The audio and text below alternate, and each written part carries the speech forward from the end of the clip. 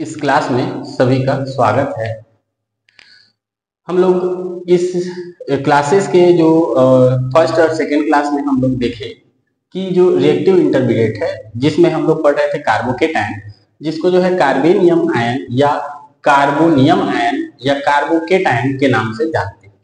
इसकी स्टेबिलिटी के बारे में हम लोग जो है पिछले क्लास में देखे थे और उसमें एक रिलेशन बताए थे कि एक ऑर्डर ट्रेंड बताए थे जिसके बेसिस पर जो है स्टेबिलिटी किस प्रकार से घटती है या किस प्रकार से बढ़ती है।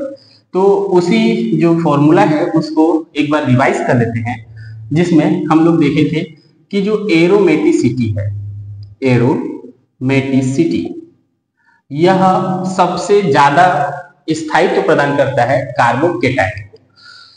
इसके बाद जो अगला क्रम आता है वो है प्लस मेसोमेरिक इफेक्ट या फिर कंजुगेशन। इसके बाद जो क्रम आता है वो है plus hyper conjugation, positive hyper conjugation या अति संयोगवन, धनात्मक अति संयोगवन। उसके बाद जो क्रम आता है वो है पॉजिटिव या धनात्मक इंडक्टिव इफेक्ट। यहां तक हम लोग जो है इंक्रीजिंग ऑर्डर देखे थे। इसमें बताए थे कि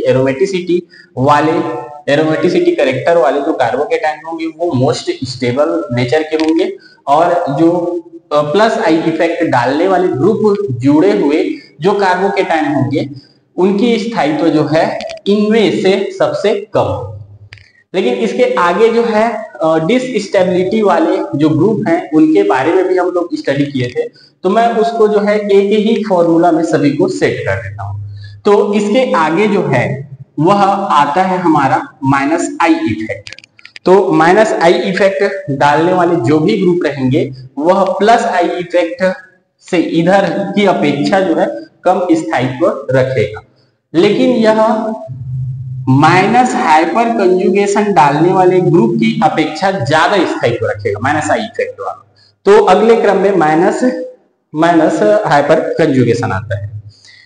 उसके बाद देखें तो उसके बाद आता है हमारा minus mesomeric effect, minus mesomeric effect. और सबसे लास्ट में जो आता है, यहाँ पे जगह ना होने के कारण मैं यहाँ नीचे लिख दे रहा हूं इसको, तो वो होता है एंटी एरोमेटिसिटी। एंटी एरोमेटिसिटी रखने वाले जो भी कार्बोकेटायन है या करेक्टर रखने वाले जो भी कार्बोकेटायन है वह सबसे कम स्थायी नेचर शो करते हैं। तो ये जो हमारा क्रम है, यह क्रम हमको हमेशा याद रखना पड़ेगा। इसी के आधार पर हम जो एग्जाम में दिए गए जो भी क्वेश्चन होंगे उनकी स्थायित्व का जो है प्रेडिकेशन कर सकते हैं या उनका जो है क्रम जो है वो निर्धारित कर सकते हैं। ठीक है, तो ये है हमारा मेन जो ऑर्डर है वो। मैं बोला था पिछले क्लास में कि जो है जो एग्जाम में आते हैं उस टाइप के मैं क्वेश्चन लेकर के आऊंगा, तो वो क्वेश्चन ये इस प्रकार से है। तो देखिए पहले सिंपल से स्टार्ट करते हैं। क्वेश्चन में बताया था प्राइमरी सेकेंडरी टर्सरी के बेसिस पर। आज देखते हैं उसका दूसरा क्वेश्चन। तो दूसरा टाइप का जो क्वेश्चन है, तो ये क्वेश्चन नंबर 2 डाल लेते हैं। इसमें क्या करना है, तो arrange the stability of carbocation, arrange the order of stability of carbocation. तो उसमें पहला हमको दिया हुआ है, पहला जो कंपाउंड है वो दिया हुआ है मेथिल कार्बोकेटायन। तो ये देखिए ये है हमारा मेथिल कार्बोकेटायन। दूसरा जो कंपाउंड है, दूसरा कंपाउंड दिया गया है बेंजोइल कार्बोकेटायन। तो ये बेंजोइलिक ग्रुप बना देते हैं। ये हो गया यहां से जुड़ा हुआ ये, और इस कार्बन पर है पॉजिटिव चार्ज। तीसरा जो दिया हुआ ग्रुप है वो है क्या, तो इसी में अब देखिए यहाँ पे क्या होते जा रहा है, तो ये मेथिल कार्बोकेटायन है, यहाँ से एक हाइड्रोजन हटाए वहां पे एरिल ग्रुप डाल दिए हैं। ठीक है, एरोमेटिसिटी वाला, एरोमेटिक करेक्टर वाला ग्रुप डाल दिए हैं। अगेन देखें तो अब दूसरे कार्बन को भी हटा देते हैं और उसके जगह पे भी हम क्या डाल देते हैं, तो एरोमेटिक करेक्टर वाला ग्रुप डाल देते हैं। तो ये हो गया, और दूसरे कार्बन को भी हटा करके वहां पे एरोमेटिक करेक्टर वाला ग्रुप, मतलब एक बेंजीन रिंग जो है वो डाल देते हैं, या फिर फेनिल ग्रुप को यहाँ पे डाल देते हैं, तो यहाँ पे ये हो जाएगा तीसरा। चौथा मान लीजिए है तीनों पर क्या आ जाए, तो तीनों पर हमारा आ जाए बेंजीन रिंग या एरोमेटिक ग्रुप, तो ये हो जाएगा इसका स्ट्रक्चर। देखिए इसको जो है बनाने का जो तरीका है वो अलग अलग टाइप के दिख रहे हैं, तो इसमें आप कंफ्यूज मत होइएगा, ठीक है। तो ये मेन जो है हमारा बेस, उसी को आप पकड़ करके रखिएगा, उसी के बेसिस पर यहाँ पे इसका एक्सप्लेनेशन करेंगे, ठीक है। तो ये है चार, यहाँ पे आपको कार्बोकेटाइन यहाँ पे मैं लिखा हूं। इस चार कार्बोकेटाइन में देखते हैं किसकी स्थायित्व कम होगी और किसकी स्थायित्व ज्यादा होगी। तो सबसे पहले सभी कंपाउंड पर जो भी इफेक्ट हो रहे हैं उन इफेक्ट को हम लोग पहले कंसीडर करते हैं। तो देखें इसमें, तो मेथिल कार्बोकेटाइन है, इस पर जो है देखिए तो प्लस आई इफेक्ट भी पॉसिबल नहीं है, क्योंकि हाइड्रोजन जो है उसको हम लोग इंडक्टिव इफेक्ट के रिस्पेक्ट में क्या मानते हैं, तो रिफरेंस मान करके चलते हैं प्लस इंडक्टिव इफेक्ट के। तो इसलिए यहाँ पे नॉर्मली हम बोल सकते हैं कि प्लस आई इफेक्ट जो है यह रिफरेंस फॉर्म में उपस्थित है, उसके अलावा यहाँ पे कोई भी इफेक्ट नहीं है। तो यहाँ पे हम सिंपल सा बोल देते हैं नो इफेक्ट्स, यहाँ पे किसी भी प्रकार का इफेक्ट्स नहीं है। इसमें बात करें तो यह देखिए, तो ये जो है कंजुगेशन दिख रहा है, ठीक है। कंजुगेशन होने के साथ साथ यह एरोमेटिक कैरेक्टर रख रहा है, और एरोमेटिक यहाँ पे भी ये पॉजिटिव चार्ज भी इससे कंजुगेशन में है, तो कहने का मतलब है कहीं ना कहीं यहाँ पे एरोमेटिक कैरेक्टर जो है वो शो हो रहा है। तो यहाँ पे 1 एरोमेटिक कैरेक्टर दिख रहा है। यहाँ पे देखें तो 2 एरोमेटिक कैरेक्टर है, क्योंकि 2 बेंजीन रिंग दिख रहे हैं जो कि एरोमेटिक कैरेक्टर शो करती हैं, और ये प्लस चार्ज जो है वह इनके कंजुगेशन में शामिल है।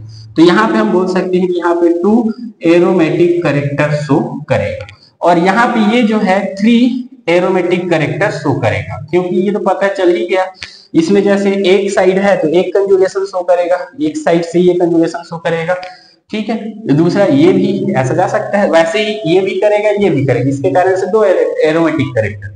यहाँ पे देखें तो यहाँ पे क्या है, तो तीनों के तीनों जो है वो एरोमेटिक कैरेक्टर शो करेंगे।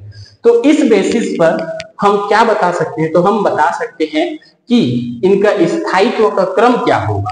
तो देखिए तो एरोमेटिसिटी, तो एरोमेटिसिटी तो 1 2 3 तीनों पे है, तो सबसे कम स्थायित्व तो हो गया इसका तो मेथिल कार्बोकेटाइन का, ठीक है।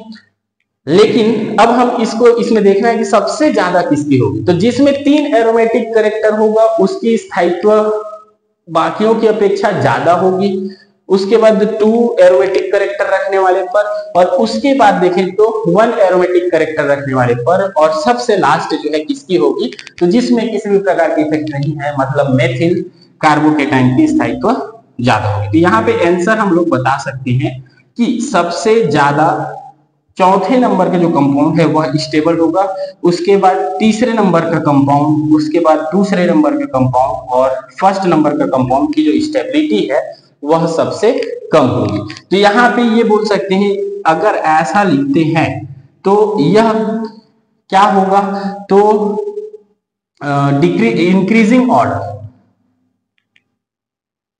यह इधर अगर ऐसे बात करें तो ये है डिक्रीजिंग ऑर्डर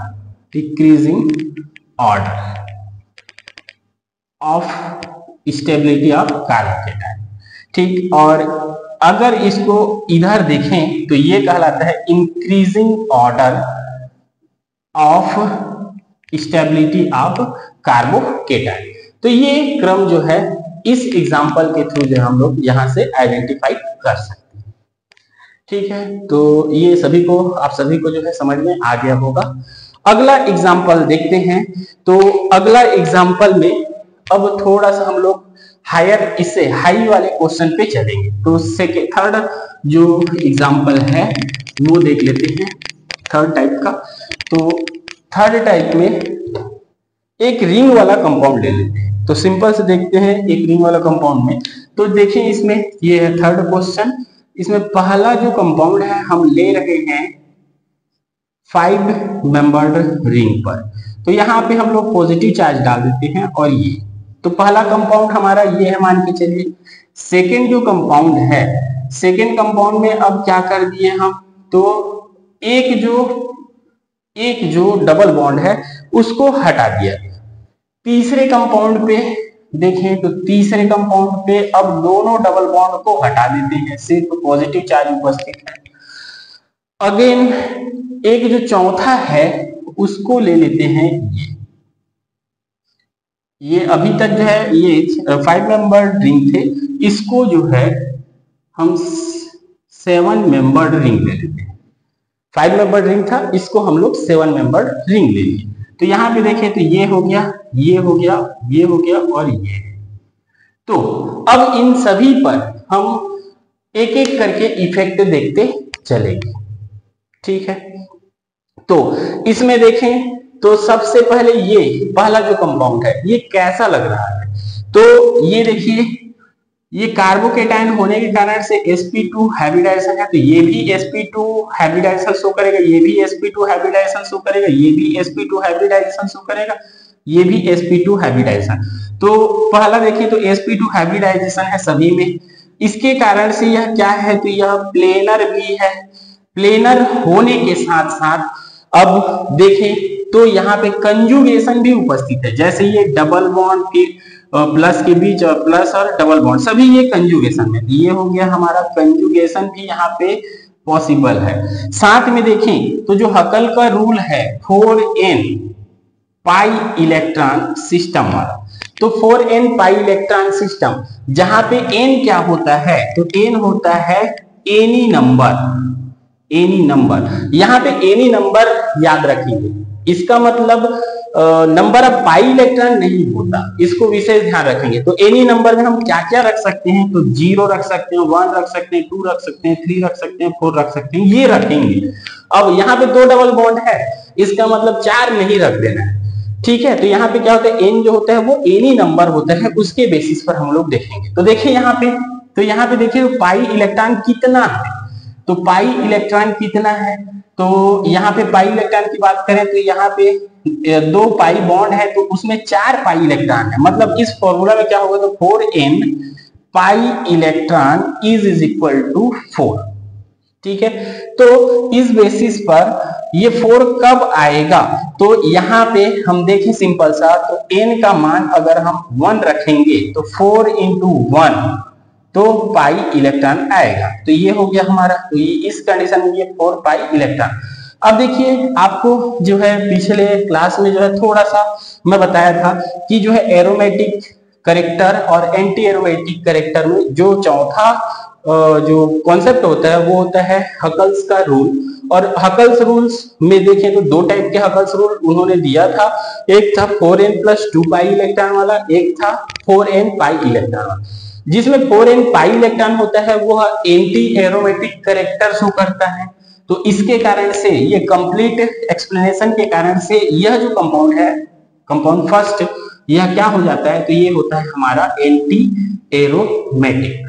तो ये पहला जो कंपाउंड है हमारा एंटी एरोमेटिक है, तो इसके बेसिस पर यहां से हमको समझ में आ गया। अब देखिए इसमें कंजुगेशन तो है नहीं, ठीक है, क्योंकि इसमें ये भी देख सकते हैं कि यहाँ पे क्या हो जा रहा है, तो sp3 हाइब्रिडाइजेशन हो जाएगा, यहाँ पे sp3 हाइब्रिडाइजेशन हो जाएगा। तो कहने का मतलब है कि यह sp2 वाले को लागू नहीं कर रहा है, अगर यह लागू नहीं करे तो प्लेनर होगा ही नहीं, साथ में कंजुगेशन भी यहाँ पे नहीं है, और कंजुगेशन नहीं है तो इधर का देखने का हमारा कोई मतलब का नहीं है, तो इसलिए यह ना तो एरोमेटिक होगा ना ही एंटी एरोमेटिक होगा। तो यहाँ पे क्या दिख रहा है आपको, तो यहाँ पे देखिए तो सिंपल से दिख रहा है हमारा प्लस मेसोमेरिक इफेक्ट या फिर कंजुगेशन। तो कंजुगेशन में क्या है, तो कंजुगेशन में देखिए ये अगर इधर आएगा तो ये पॉजिटिव चार्ज जो है वह शिफ्ट होकर के यहाँ आ जाएगा, तो कंजुगेशन जो है यहाँ पे हमको दिख रहा है, ठीक है। तो यहाँ पे क्या है, तो कंजुगेशन उपस्थित है, तो इसमें एरोमेटिसिटी ना होकर के क्या उपस्थित है, तो कंजुगेशन उपस्थित है, कंजुगेशन, या फिर बोल सकते हैं प्लस मेसोमेरिक इफेक्ट उपस्थित है, ठीक है। तो सेकेंड वाले का इफेक्ट हो गया प्लस मेसोमेरिक इफेक्ट।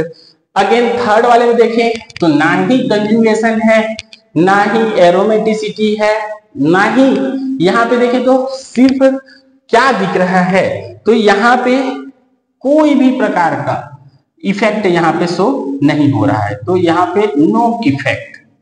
तो नो इफेक्ट होने के कारण से यह क्या होता है, तो ये नो इफेक्ट है मान करके चलिए। आगे देखते हैं जो चौथा वाला है, तो चौथे वाले की बात करें तो देखें यहाँ का जान ही रहे हैं sp2 हाइब्रिडाइजेशन होगा, क्योंकि हम कार्बोकेटाइन पढ़े थे स्ट्रक्चर में, तो जहां भी कार्बोकेटाइन उपस्थित होगा वह sp2 हाइब्रिडाइजेशन शो करेगा, ये बताया था। तो sp2 यहाँ भी है, यहाँ भी क्या होगा तो sp2 होगा, यहाँ भी क्या होगा तो sp2, यहाँ भी क्या sp2, यहाँ भी क्या तो sp2, तो सभी जगह पे sp2 हाइब्रिडाइजेशन उपस्थित है। तो इसके बेसिस पर पहला एरोमेटिसिटी का पहला रूल कहता है कि sp2 हाइब्रिडाइजेशन होना चाहिए, तो ये sp2 है। दूसरा sp2 होने के कारण से यह क्या हो गया, तो ये सभी के सभी प्लेनर हो गए या फिर कोप्लेनर नेचर शो करेंगे। अगेन देखें साथ में यहाँ पे कंजुगेशन भी दिख रहा है, देखिए double bond single bond double bond single bond double bond single bond, और ये सिंगल बॉन्ड के बाद जो है पॉजिटिव चार्ज है, तो ये सभी के कंजुगेशन में उपस्थित है। कंजुगेशन में उपस्थित है मतलब यहाँ पे कंजुगेशन प्रेजेंट है, ठीक है। अब कंजुगेशन प्रेजेंट है तो यहाँ पे 4 पाई इलेक्ट्रॉन की बात करें, सॉरी पाई इलेक्ट्रॉन की बात करें तो कौन सा रूल को लागू करेगा, तो 4n+2 पाई इलेक्ट्रॉन सिस्टम को ये लागू करता है, क्योंकि यहाँ पे 6 इलेक्ट्रॉन है, तो देखिए 6 इलेक्ट्रॉन 6 पाई इलेक्ट्रॉन, तो यहाँ पे n इज इक्वल टू हम क्या रखेंगे, अगर 1 रखते हैं तो क्या हो जाएगा 4 × 1+2 पाई इलेक्ट्रॉन, ठीक है। तो इस बेसिस पर क्या हो जाएगा, तो ये हो जाएगा 4 2 6 पाई इलेक्ट्रॉन, तो यहाँ पे 6 पाई इलेक्ट्रॉन है, मतलब यह जो कंपाउंड है चौथे नंबर का यह क्या शो करेगा कि यह एरोमेटिक कैरेक्टर शो करेगा, ठीक है। तो इसमें सभी में अब इफेक्ट हम लोग आइडेंटिफाइड कर लिए, और इफेक्ट जब देख लेंगे तो इसमें हमको अब समझ में आ गया कि स्थायित्व सबसे ज्यादा किसकी होगी। तो यहाँ पे हम इसको बता देते हैं इसका आंसर, तो आंसर इसमें कर सकते हैं इसके बेसिस पर। तो जान रहे हैं, देखिए एंटी एरोमेटिक है, कंजुगेशन है, नो इफेक्ट है और एरोमेटिक है। तो आपको पता ही है कि क्या, तो एरोमेटिक जो है वह सबसे, एरोमेटिसिटी जो है वह सबसे ज्यादा स्थायित्व प्रदान करता है, तो इसलिए एरोमेटिसिटी सबसे ज्यादा स्थायी होगा, तो इसलिए चौथे नंबर का जो कंपाउंड है वो सबसे ज्यादा स्टेबल होगा। क्लियर है ये चीज। देखें इसके बाद, तो इसके बाद जो है ये है कंजुगेशन या प्लस एम इफेक्ट या फिर एंटी एरोमेटिसिटी। तो यहाँ पे देखते हैं क्या है, तो प्लस एंटी एरोमेटिसिटी है, तो एंटी एरोमेटिसिटी है तो इस सॉरी प्लस कंजुगेशन दूसरे नंबर पे आ रहा है, तो यहाँ पे आ जाएगा हमारा सेकेंड नंबर का। और इसके बाद देखें तो इसके बाद है हमारा एंटी एरोमेटिक और यहाँ पे है नो कैरेक्टर। तो यहीं पे एक ब्रिज है जो कि क्या होता है, तो नो इफेक्ट वाले नो इफेक्ट मतलब किसी भी प्रकार के इफेक्ट नहीं होता, ऐसे वाले कंपाउंड जो है वो इस बीच में हम लोग उसको कंसीडर करके चलते हैं, क्योंकि एंटी एरोमेटिसिटी या इसके बाद वाले जो भी ग्रुप होंगे वो एरोमेटिक कैरेक्टर स्थायित्व को जो है, कार्बोकेटाइन के स्थायित्व को जो है घटाने का काम करते हैं, लेकिन नो इफेक्ट ना तो घटाएगा ना तो बढ़ाएगा। तो ये बोल सकते हैं ये है बढ़ाने वाले ग्रुप और ये है घटाने वाले ग्रुप, इसके बीच में जो है हमारा नो इफेक्ट वाले ग्रुप आएंगे। तो तीसरे नंबर की जो स्थायित्व होगी वो किसकी होगी, तो थर्ड की होगी। और आप इस ऑर्डर में देखें तो सबसे लास्ट में दिया हुआ है हमारा एंटी एरोमेटिसिटी। तो एंटी एरोमेटिसिटी जो है वह स्थायित्व, कार्बोकेटाइन के स्थायित्व को कम करता है, इसलिए यहां पे आ जाएगा हमारा फर्स्ट नंबर का कंपाउंड। तो इस क्वेश्चन के लिए जो इंक्रीजिंग ऑर्डर है वो क्या होगा, तो ये होगा increasing order of stability of carbocation. और डिक्रीजिंग ऑर्डर देखें तो इसके अपोजिट हम देखेंगे तो ये हो जाएगा क्या, तो डिक्रीजिंग ऑर्डर, तो ये होगा डिक्रीज ऑर्डर ऑफ स्टेबिलिटी। तो अगर यहाँ पे देखें कि जो क्वेश्चन है उसमें लिखा रहेगा अगर अरेंज द स्टेबिलिटी ऑर्डर, तो उसमें जो ऑप्शन रहेगा उसके हिसाब से हम लगा सकते हैं। लेकिन अगर लिख दिया arrange the increasing order of stability for carbocation, तो स्टेबिलिटी ऑफ कार्बोकेटाइन में वो ऑप्शन आप देखिएगा जिसमें जो है बढ़ता हुआ क्रम दिखता हो, ठीक है, तो उसको जो है आप उसमें टिक करेंगे। तो ये है हमारा 3rd नंबर का क्वेश्चन, जिसके बेसिस पर हम लोग क्या करते हैं, तो इसकी ये जो मेन बेस है, इसके बेसिस पर जो है हम लोग इसको आइडेंटिफाई करते हैं कि स्थायित्व किसकी ज्यादा होगी और किसकी कम होगी। ठीक है, तो इस प्रकार से ये तीसरा क्वेश्चन था।